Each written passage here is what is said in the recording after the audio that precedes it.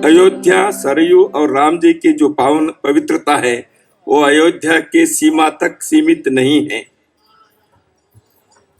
वो चतुर्भुवन तक है, सार्वकालिक है। तो इसलिए अयोध्या और श्री राम जी से जुड़े हुए कोई भी आयोजन उतने ही पवित्र है जितना स्वयं अयोध्या की धरती है। अयोध्या के संदर्भ में ज्यादा कहने की जरूरत नहीं है, हम सब जानते ही हैं। एक विशेष रूप से आपने कहा पिछले वर्ष से इस वर्ष तक इसमें एक महत्वपूर्ण जो परिवर्तन हुआ है देश के अंदर, अयोध्या परंपरा से, सांस्कृतिक धरोहर से, चरित्र से, इतिहास से, सब प्रकार से वह राम की जन्मभूमि है और उस भूमि को विवादित करके रखा था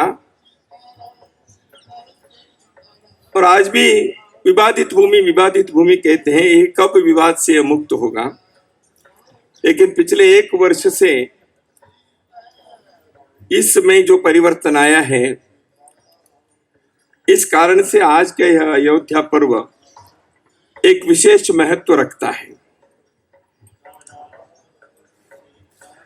अयोध्या के बारे में भारतीय लोगों ने मोक्षदायिनी पूर्व में इसको पहला स्थान दिया। अयोध्या, मथुरा, माया, काशी, कांची, अवंतिका, पुरी, द्वारावती चैव सप्तैतान मोक्षदाय। ये 7 नगर जो है, 7 पुरी, ये सभी मोक्षदायिनी है। इसलिए इन मोक्षदायक पुरों में पहला स्थान अयोध्या को दिया। तो इसलिए जब चंपत राय जी कह रहे थे, मुझे वह प्रातस्मरण के श्लोक याद आ गया कि यह मोक्षदायिनी पुरी जो है अयोध्या, इसको दिल्ली के लोगों को दर्शाने के लिए लल्लू जी ने यहां लाया। वैसे अयोध्या के सामने सारे विश्व नतमस्तक होना चाहिए, लेकिन कुछ दशकों से दिल्ली, क्योंकि वो ऐसी शहर है, इसके आज्ञा के लिए, इसके आदेश के लिए अयोध्या को इंतजार करना पड़ा।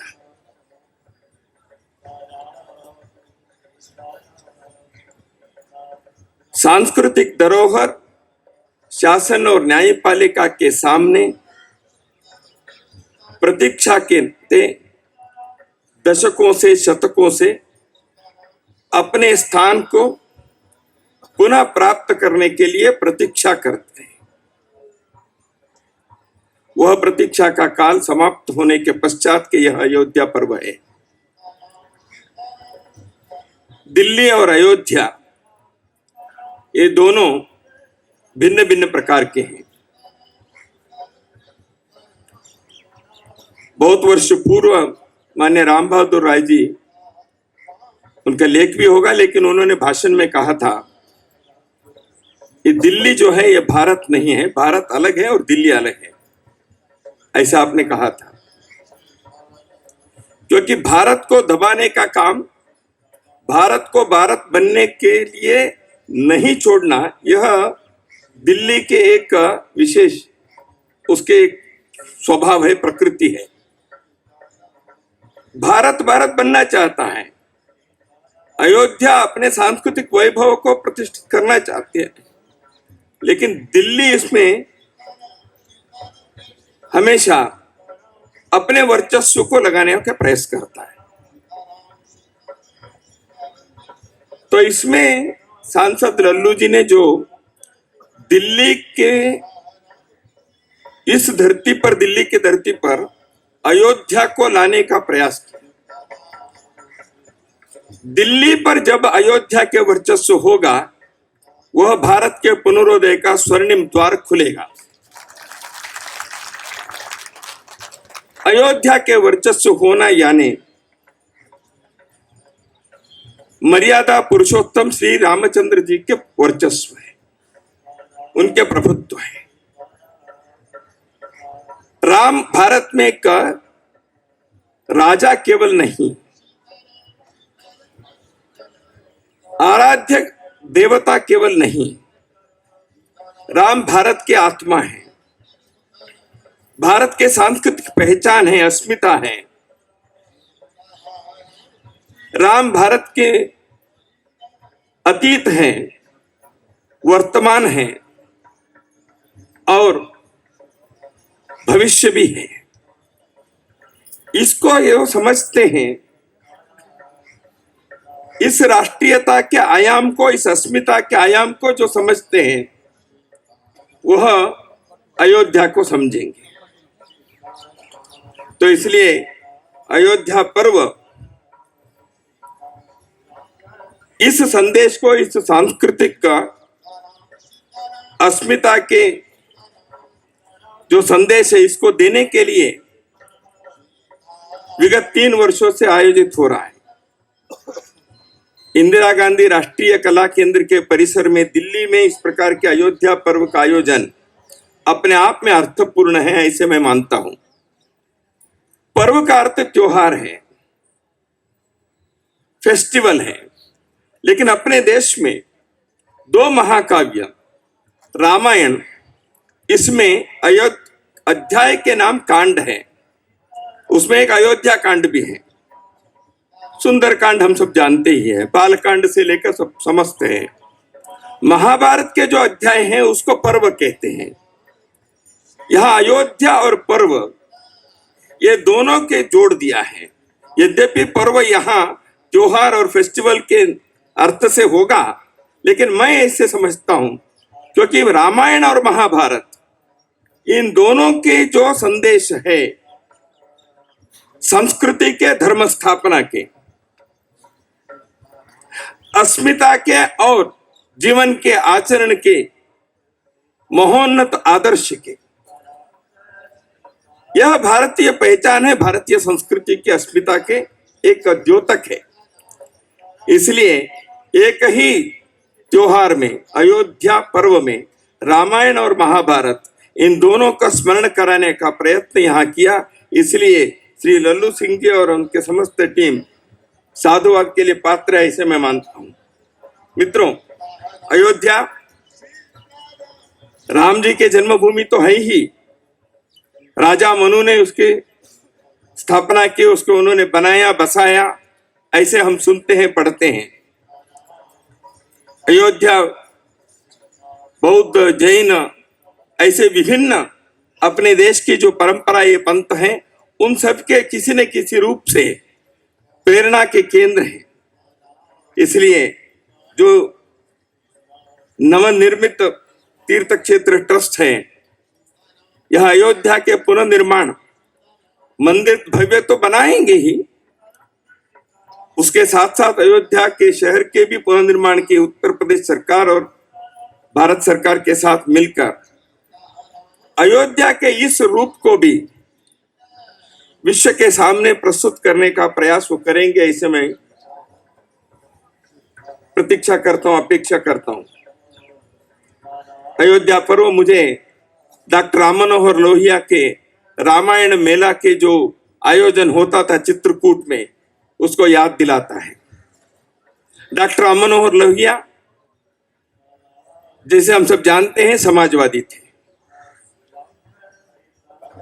लेकिन राम मनोहर लोहिया जी ने राम, कृष्ण और शिव ऐसे एक अद्भुत लेख लिखकर भारत के धरती के लिए, भारत के समाज के लिए, भारत की संस्कृति के लिए राम, शिव और कृष्ण, इन तीनों के महत्व क्या है, इन तीनों के संदेश क्या है, ऐसे उन्होंने विस्तार से वहां चर्चा की है। इतना ही नहीं, डॉक्टर लोहिया जैसे समाजवादी ने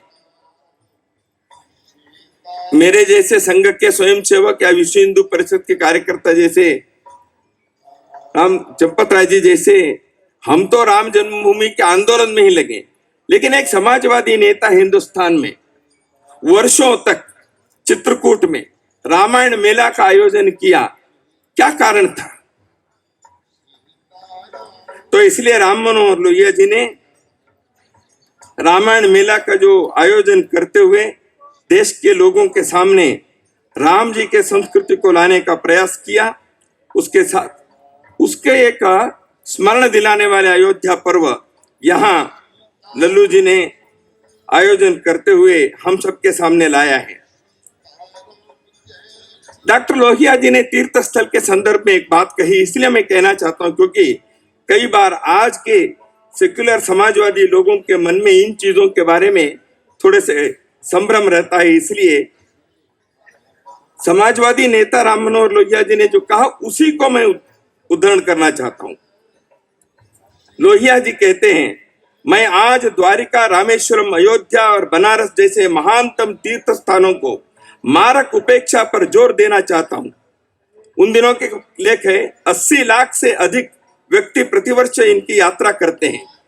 अच्छे मकानों और आवास की आधुनिक सुविधाओं के प्रदर्शनियां दिल्ली में करना धन का मुजरिमर अपव्यय है, जबकि थोड़े से अतिरिक्त खर्चे में इन महान तीर्थ केंद्रों का जीर्णोद्धार हो सकता है और ये शिक्षाप्रद उदाहरण बन सकते हैं। उन दिनों के सरकार के लिए राम मनोहर लोहिया जी ने लिखा था, भारत सरकार इस काम से भागती है, शायद इस आधार पर कि ये हिंदू तीर्थ स्थल है और ऐसा प्रकट करना चाहती है कि वह स्वयं हिंदू नहीं है। लोहिया जी कह रहे हैं, ईसाई, मुसलमान और भारत की जनता के प्रतिनिधि के रूप में कोई भी समझदार आदमी लोक कल्याण की देशीय नीतियों के आधार पर भारत के महान तीर्थ केंद्रों के जीर्णोद्धार के लिए आंदोलन करेगा। यह लोहिया जी का कथन है भाइयों। तो इसलिए मुझे लगता है इससे अधिक अयोध्या के संदर्भ में आज कहने की जरूरत नहीं है। हमारे मित्र हेमंत शर्मा जी ने पिछले दिनों युद्ध में अयोध्या के एक बड़े ग्रंथ लिखे, उसमें उन्होंने जो बताया वो मेरे मन की बात थी, इसलिए मुझे लगा आपके सामने उसको रखो। अयोध्या वीतरागी है, अयोध्या निष्प्रह है, अयोध्या में बह रही सरयू के पानी में भी एक तरह की निसंगता है।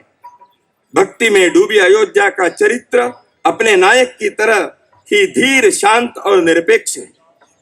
अयोध्या एक लक्षण है, अयोध्या एक प्रतीक है मजहबी असहिष्णुता के विरुद्ध प्रतिकार का, भारत राष्ट्र के आहत स्वाभिमान का। अयोध्या एक संकल्प है अपने प्राचीन सांस्कृतिक धरोहर से हर कीमत पर जुड़े रहने का।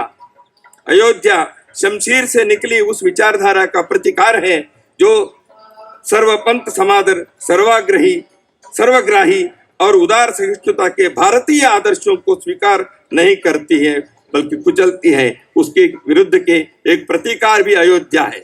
अयोध्या स्नेह, प्रेम के, आत्मीयता के, बंधुता के एक केंद्र भी है। इसलिए अयोध्या की जो संदेश है यह भारत की राष्ट्रीय पुनर्निर्माण के एक बहुत बड़ा मार्गदर्शक सूत्र है। राम जी को मर्यादा पुरुषोत्तम हमने माना। राम जी हर विषय में, हर आचरण में, हर वाणी में एक मर्यादा रखते। इसलिए राम जी जो चाहे वो बोले, जो चाहे वो करे, इसको उनकी अनुमति नहीं थी।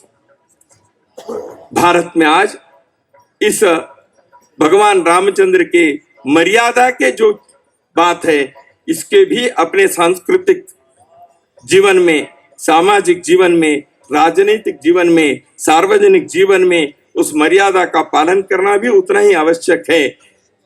मुझे लगता है अयोध्या के इन सारे संदेशों को बार बार इस देश के अंदर गूंजते रहने के लिए प्रयत्न करना हर किसी भारतीय के काम है, कर्तव्य है। लल्लू सिंह जी और उनके सहयोगियों ने अयोध्या पर्व के आयोजन करते हुए इस संदेश के पुनः स्मरण करने का, वो भी दिल्ली में कराने का प्रयत्न किया। उनके लिए फिर से मैं साधुवाद देते हुए इस अयोध्या पर्व की सफलता के लिए मेरी शुभकामनाएं देता हूं।